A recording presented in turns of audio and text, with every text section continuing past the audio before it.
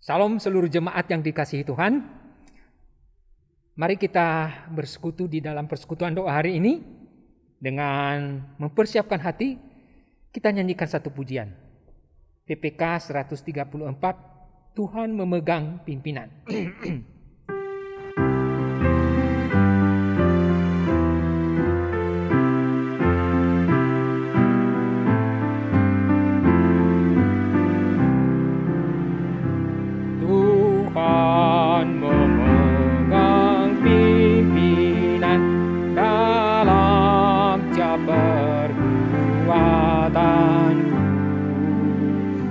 Hatiku senang dan aman, Tuhan memimpin hidupku.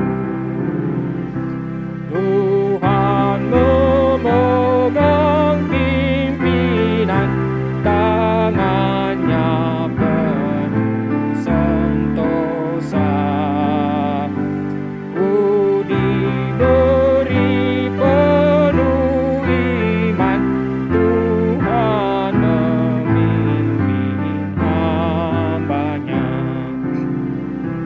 peganglah tanganku erat, betapa keadaanku. Aku percaya taat, sebab Tuhan memimpinku. Refnya, Tuhan memegang pimpinan, tangannya teguh sentosa. Ku diberi penuh iman, Tuhan memimpin hamba-Nya.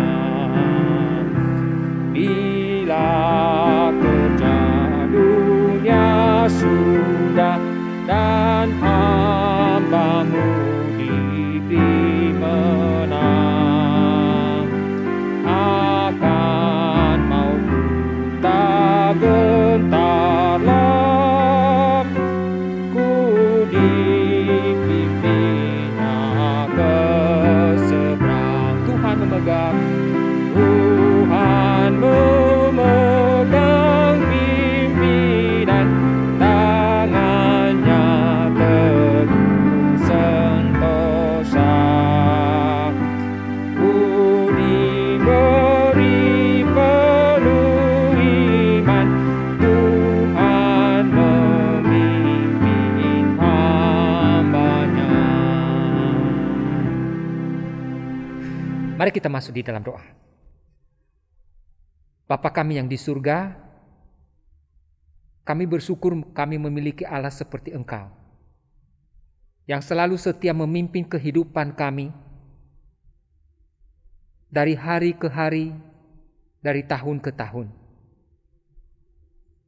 Pimpinan Tuhan tidak pernah berubah di dalam kehidupan kami, dengan penuh kasih sayang dan kesetiaan. Dan itu yang membuat kami memiliki pengharapan di dalam menjalani tahun 2022 ini. Walaupun ke depan kami tidak tahu apa yang akan terjadi, tapi satu hal yang kami pegang, penyertaan Tuhan, pimpinan Tuhan. Itulah sebabnya kami kembali kepadamu di dalam persekutuan doa ini. Berbicaralah kepada kami melalui firman-Mu ya Tuhan. Karena kami membutuhkan itu. Sehingga kami tahu Tuhan memimpin hidup kami, Tuhan menyertai kami. Dalam nama Yesus kami berdoa. Amin. Bapak Ibu, satu bagian firman Tuhan yang mendasari doa kita saat ini, saya ambil di dalam kitab Kejadian pasal 12. Kitab Kejadian pasal 12, ayat 1 sampai yang ke-9. Dengan tema Abram dipanggil Allah. Kejadian 12, ayat 1, demikian firman Tuhan. Berfirmanlah Tuhan kepada Abram, pergilah dari negerimu dan dari sanak saudaramu dan dari rumah bapamu ini ke negeri yang akan kutunjukkan kepadamu. Aku akan membuat engkau menjadi bangsa yang besar dan memberkati engkau serta membuat namamu masyhur, dan engkau akan menjadi berkat. Aku akan memberkati orang-orang yang memberkati engkau dan mengutuk orang-orang yang mengutuk engkau. Dan olehmu semua kaum di muka bumi akan menjadi berkat. Lalu pergilah Abraham seperti yang difirmankan Tuhan kepadanya, dan Lot pun ikut bersama-sama dengan dia. Abraham berumur 75 tahun ketika ia berangkat dari Haran. Abraham membawa Sarai istrinya dan Lot, anak saudaranya, dan segala harta benda yang didapat mereka dan orang-orang yang diperoleh mereka di Haran. Mereka berangkat ke tanah Kanaan, lalu sampai di situ. Abraham berjalan melalui negeri itu sampai ke suatu tempat dekat Sichem, yakni pohon terbantin di More.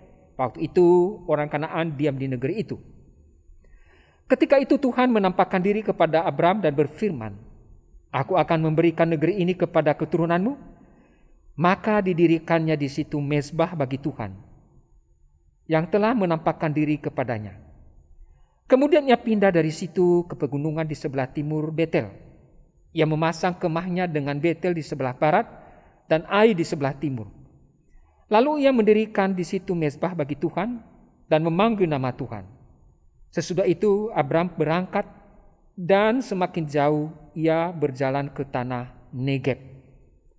Demikian pembacaan firman Tuhan Bapak Ibu sekalian. Kita sudah memasuki tahun 2022 ini dengan beberapa minggu kita sudah lewati. Dan kita tahu itu pertolongan Tuhan selalu cukup bagi kita. Dan kita rindu juga di dalam menjalani tahun ini, Tuhan akan memimpin kita. Nah Bapak Ibu, bagian firman Tuhan yang kita baca tadi, di mana kita melihat Abraham dipimpin oleh Tuhan.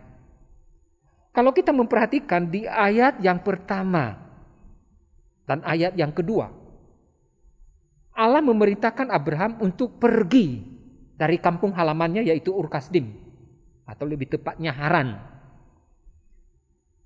Nah, perhatikan Bapak Ibu, kalau ketika Tuhan memberikan perintah kepadanya pergi ke suatu tempat, di sana kita melihat tidak ada tujuannya kemana, alamatnya kemana, arahnya kemana.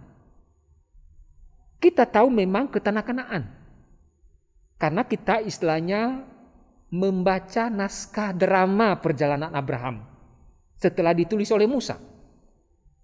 Tetapi perhatikan ketika Tuhan memberikan perintah kepadanya, pergi, meninggalkan sanak saudaranya, tidak ada alamat.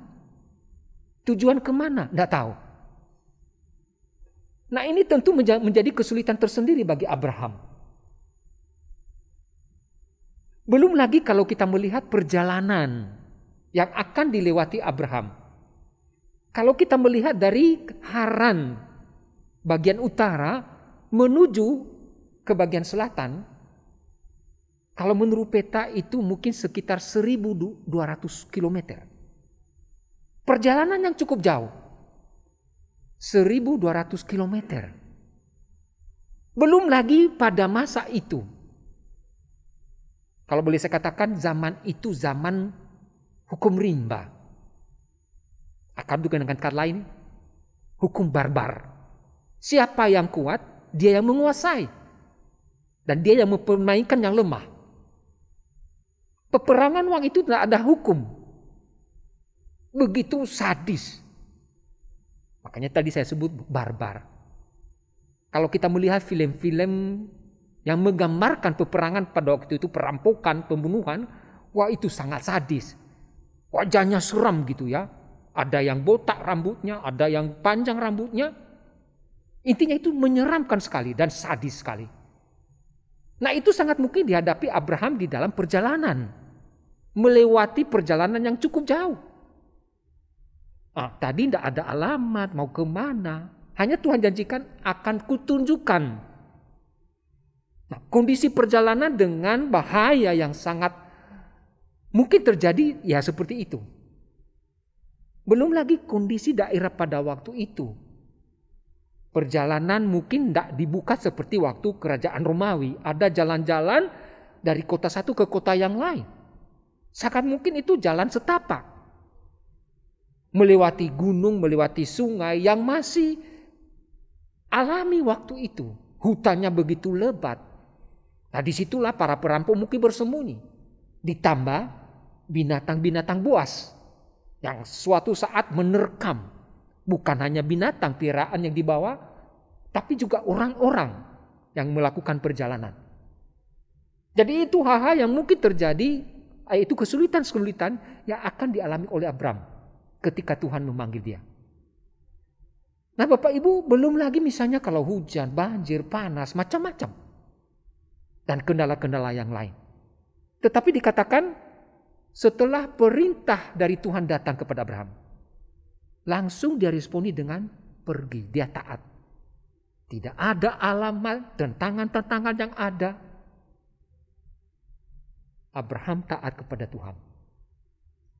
Pertanyaannya, bagaimana Abraham bisa sampai ke tanah Kanaan? Tadi di ayat ke-5 atau ke-4 kalau nggak salah diceritakan sampai dia ke Sikhem, bagian daripada tanah Kanaan. Kenapa dia sampai di situ? Apakah seperti zaman sekarang dia pakai Google Map, atau petunjuk jalan yang lain? Seperti orang Majus ada bintang di langit. Gak ada. Alkitab tidak mencatat demikian. Bapak Ibu, kalau boleh kita simpulkan, Abraham sampai di tanah Kanaan melewati perjalanan yang sangat jauh. Tentu bukan dengan pesawat. Tentu bukan dengan mobil seperti zaman sekarang. Paling mungkin Abraham pakai keledai atau paling banter kuda. Dan tentu karena banyak orang dan ada ternak. Kalau tadi diceritakan perjalanan lamban. Berbulan-bulan mungkin baru sampai di tanah Kanaan. Kenapa mereka bisa sampai di tanah Kanaan? Kenapa bisa sampai selamat? Jawaban singkatnya, Tuhan pimpin. Tuhan menyertai. Bapak Ibu dan Saudara dikasih Tuhan, itu juga yang menjadi pengharapan bagi kita. Sebagai orang-orang percaya di dalam menjalani tahun 2022. Bukan kekuatan manusia. Bukan dari hasil ramalan, tahun depan begini-begini bagus, ekonomi bagus. Tidak. Hanya satu harapan kita. Tuhan yang akan memimpin. Yang telah berjanji kepada Abraham dan telah juga berjanji kepada kita, menyertai kita sampai akhir zaman. Mungkin mirip-mirip keadaan kita dengan keadaan apa yang dialami oleh Abraham. Dalam arti ketidakpastian. Abraham ketidakpastian mau kemana, arahnya kemana. Kalau kita tahun 2020 ini, 2 hari ke depan, 1 minggu ke depan, 2 bulan ke depan, sampai kita mengakhiri tahun 2020 ini, apa yang akan terjadi kita tidak tahu. Contoh yang menjadi pengalaman kita. Siapa yang bisa memprediksi COVID ini bisa terjadi? Tidak ada. Tiba-tiba saja kita dikagetkan COVID menjalar kemana-mana. Ada banyak orang yang meninggal, yang terpapar. Sampai di Indonesia. Kalau kita ditanya juga, sampai kapan COVID ini selesai? Tidak ada yang tahu. Itu semua ketidakpastian yang membuat kita secara manusia menjalani tahun ini dihantui dengan kekhawatiran, ketakutan. Tapi satu hal yang menjadi pengharapan bagi kita di tengah kondisi demikian. Apa? Pimpinan Tuhan. Penyertaan Tuhan. Dan biarlah kita seperti Abraham. Taat di dalam menjalani kehidupan ini. Mengandalkan pimpinan Tuhan. Nah, Bapak Ibu, Kadang-kadang anak muda zaman sekarang, khususnya mungkin anak SMP, remaja, kadang-kadang tergoda dengan ramalan. Ya ada itu Sagittarius, ada juga ramalan macam-macam. Kalau dulu kan Mama Lemon, nah udah meninggal kan, itu suka meramal itu. Nah bisa juga meramal kapan dia meninggal. Ramalan manusia, ramalan siapapun tidak bisa menjadi andalan kita untuk menjalani kehidupan ini ke depan. Karena semua ada dalam ketidakpastian. Kembali kita hanya berharap kepada Tuhan. Hanya mengharapkan Dia. Yang adalah Allah yang Maha Tahu. Dan itulah yang dilakukan oleh Abram. Sehingga dia sampai ke tanah Kanaan. Dan seperti yang Tuhan janjikan akan kutunjukkan. Tuhan menuntun dia dari hari ke hari. Sampai dia ke tanah Kanaan. Biarlah ini menjadi juga pengharapan bagi kita. Karena hanya memang satu-satunya Tuhan harapan kita. Di dalam ketidakpastian masa depan. Di dalam kita tidak tahu apa yang akan terjadi. Hanya Tuhan yang bisa menolong kita. Dan memberikan ketenangan dan damai sejahtera di dalam hati kita. Nah Bapak Ibu dan Saudara yang dikasihi Tuhan, seorang hamba Tuhan yang diutus untuk bermisi di suatu daerah yang sangat menakutkan. Daerah konflik. Sebelum mereka pergi, suami istri, ini suami istri, satu pasangan berdoa kepada Tuhan. Tuhan tolong. Nah, selama ini mereka sudah mendengar. Nah ini satu bekal. Sudah mereka kondisi di sana hanya mendengar.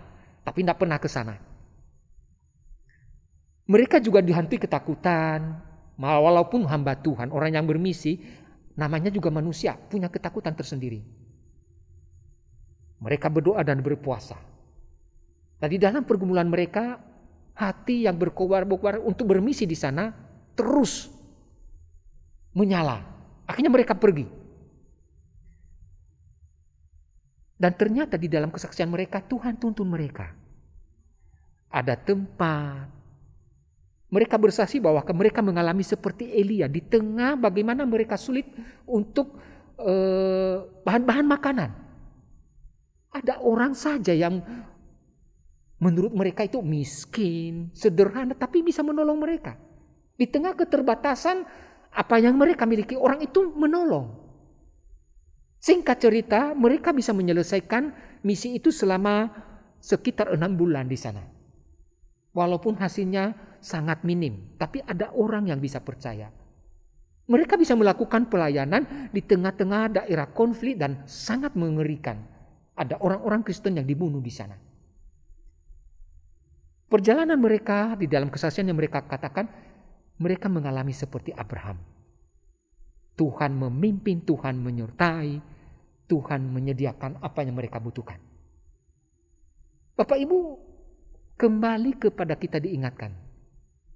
Masa depan di dalam ketidakpastian, ada Tuhan yang berkenan memimpin kita. Dan dia berjanji kepada kita seperti Abraham, akan kutunjukkan. Dia akan menuntun kita dari hari ke hari. Kalau kita terus bersandar kepadanya. Pertanyaannya, bagaimana kita bisa mengetahui tuntunan Tuhan? Bagaimana kita tahu, bagaimana Tuhan tunjukkan perjalanan kita dari hari ke hari sampai nanti kita mengakhiri tahun ini? Nah, mari kita belajar dari apa yang dilakukan oleh Abraham. Dan itu berkenan kepada Tuhan. Perhatikan, 2 kali tadi dikatakan, di suatu tempat ketika Abraham sampai di situ, membuat kemah. Dia mendirikan mezbah.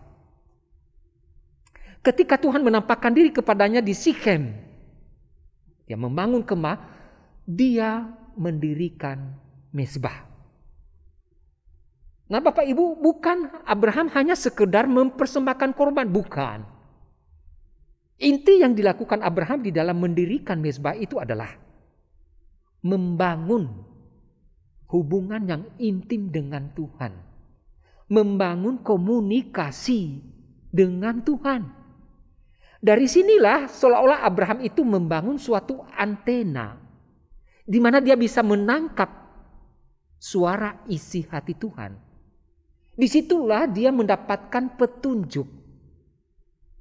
Bagaimana perjalanannya, kapan dia berhenti, kapan dia berjalan, kapan dia membangun kemah, kapan dia membongkarnya dan berjalan bersama dengan rombongan yang ada. Antena Abraham itu begitu sensitif mendengar tuntunan Tuhan. Itulah sebabnya dia berhasil sampai di tanah Kanaan. Mungkin juga Tuhan menolong dia dengan itu untuk menghindari para perampok, para orang-orang yang sadis tadi, binatang buas yang siap menerkam, dan hal-hal yang lain bencana alam. Tuhan tuntun dia menghindari hal itu sehingga dia sampai di tanah Kanaan. Intinya adalah dia membangun mezbah. Bukan hanya sekedar mempersembahkan korban mengucap syukur kepada Tuhan. Tapi ada komunikasi, ada doa. Dia buka telinga untuk mendengarkan suara Tuhan.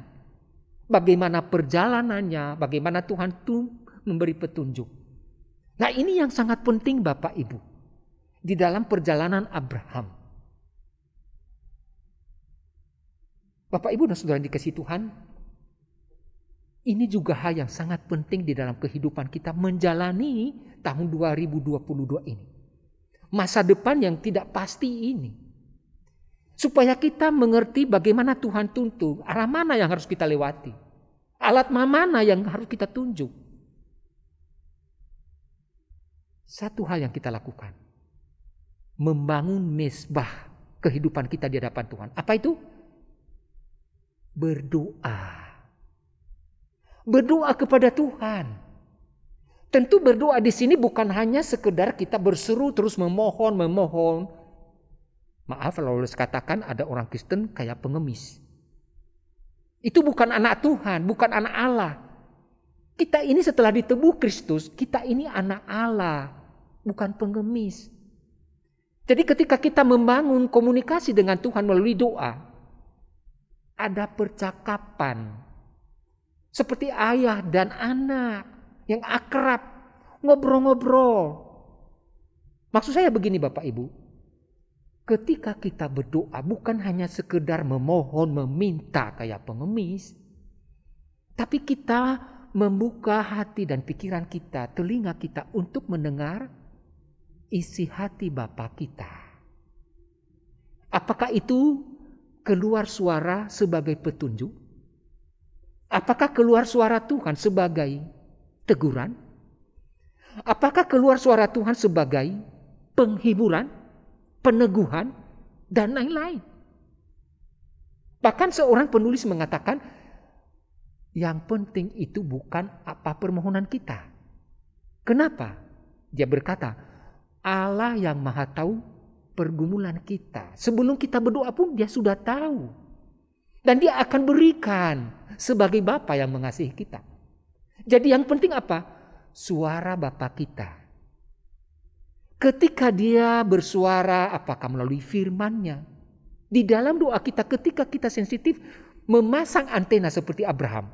Yaitu telinga kita yang terbuka. Telinga hati kita, mata rohani, telinga rohani kita.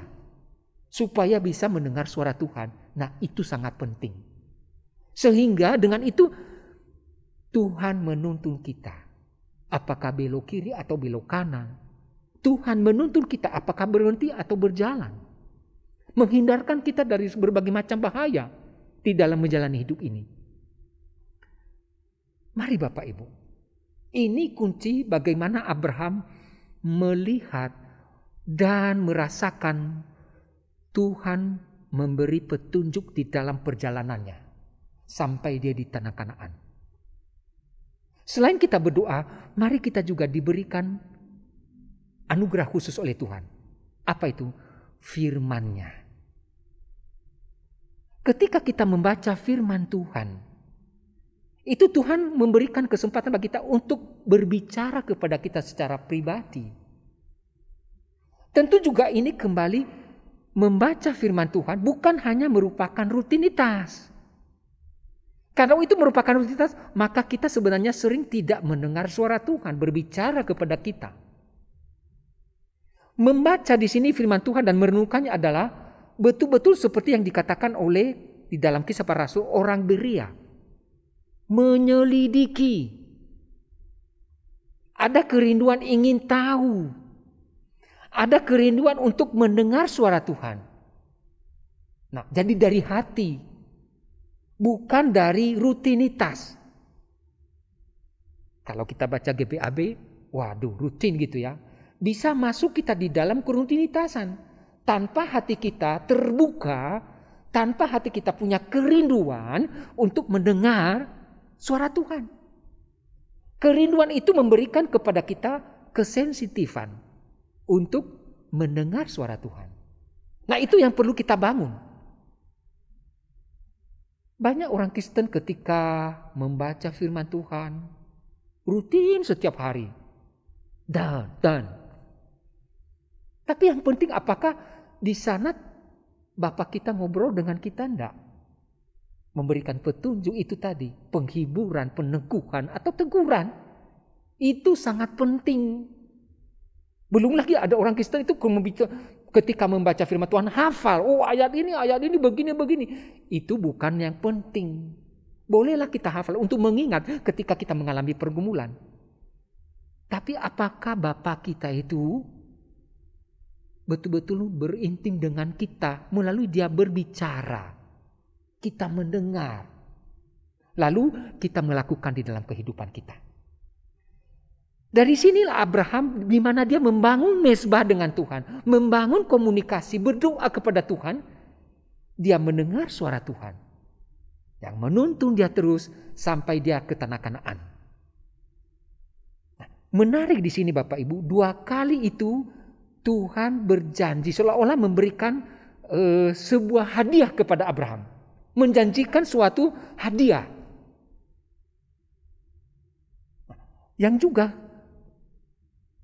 janji kepada kita ketika kita taat di dalam menjalani hidup ini hanya mengandalkan Tuhan, maka Tuhan akan menjanjikan berkat, pertolongan. Dan apa yang dijanjikan Tuhan kepada Abraham jelas itu terjadi. Bapak Ibu perhatikan, ini sebenarnya beberapa penulis mengatakan bahwa janji di sini ada 2 macam. Yaitu menjadi berkat. Dia diberkati agar menjadi berkat.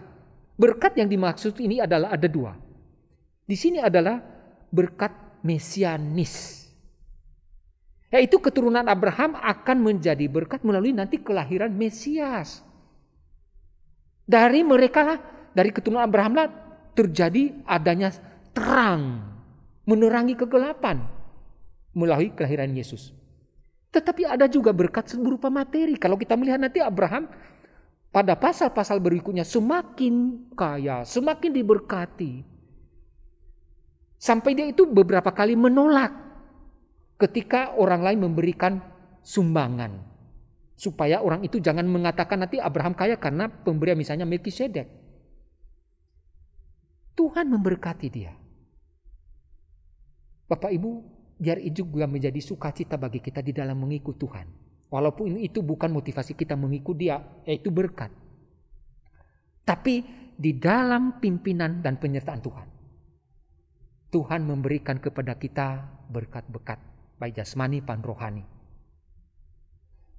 Bapak Ibu, di dalam menjalani tahun 2022 ini, apa yang akan terjadi kita tidak tahu. Hanya satu yang menjadi harapan kita. Tuhan akan memimpin hidup kita. Marilah kita jadikan dia sebagai gunung batu kita. Nah, di dalam kita mengetahui bagaimana Tuhan memberikan petunjuk di dalam perjalanan hidup kita. Marilah kita membangun mezbah. Mezbah kehidupan pribadi kita. Mezbah kehidupan keluarga kita. Yaitu berdoa. Beribadah kepada Tuhan. Baca firman Tuhan. Dari sanalah Tuhan memberikan petunjuk-petunjuk bagi kita. Bagaimana kita hidup, bagaimana kita berjalan, bagaimana kita menjalani kehidupan ini ke depan. Kiranya Tuhan menolong kita. Mari kita masuk di dalam doa. Bapa kami yang di surga, terima kasih Engkau berfirman kepada kami hari ini. Di dalam menjalani kehidupan kami ke depan. Secara khusus tahun 2022 ini. Banyak hal yang kami tidak tahu. Banyak hal yang kami tidak bisa berprediksi. Hanya satunya yang menjadi harapan kami. Engkau Tuhan. Yang telah memimpin Abraham. Yang telah berjanji kepada Abraham bahwa akan memberkati dia. Kami rindu juga Engkau memimpin kami. Menjalani tahun 2022 ini. Ingatkan kami ya Tuhan ketika kami lalai. Biarlah Roh Kudus-Mu meneguhkan kami untuk berdoa. Untuk membaca firman-Mu. Perangkap yang Tuhan sediakan buat kami. Untuk kami mengandalkan pimpinan Tuhan. Terima kasih ya Tuhan. Di dalam nama-Mu kami berdoa dan bersyukur. Amin. Nanti ada beberapa pokok doa yang kita bersama-sama memanjatkannya di hadapan Tuhan. Terima kasih Tuhan menolong.